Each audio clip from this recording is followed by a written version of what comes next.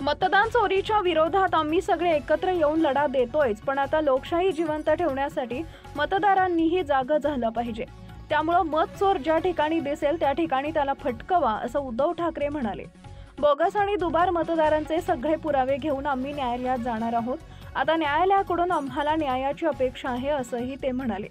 मनसे आणि महाविकास आघाडीकडून मुंबईत निवडणूक आयोगाच्या मतदार यादीतील भ्रष्टाचाराविरोधात सत्याचा मोर्चा काढण्यात आला। त्यावेळी उद्धव ठाकरेंनी लोकांना जागृत राहण्याचं आवाहन केले।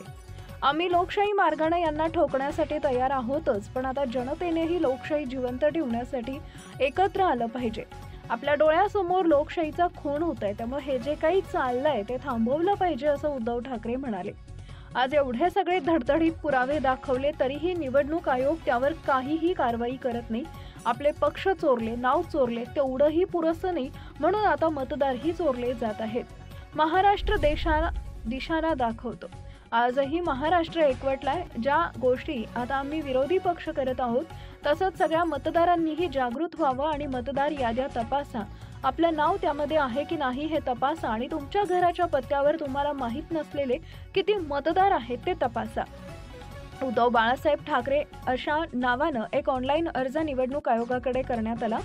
घरातील मतदार रद्द करण्यासाठी त्यानं अर्ज केला होता। तो अर्जही बोगस आणि मोबाईल नंबरही खोटा असल्याचं उघड झालंय।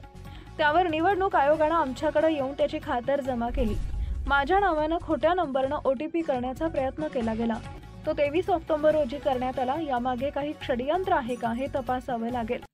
आम्ही लोकशाही मार्गाने यांना ठोकण्यासाठी तयार आहोतच, पण जनतेनंही आता लोकशाही जिवंत ठेवण्यासाठी एकत्र आलं पाहिजे।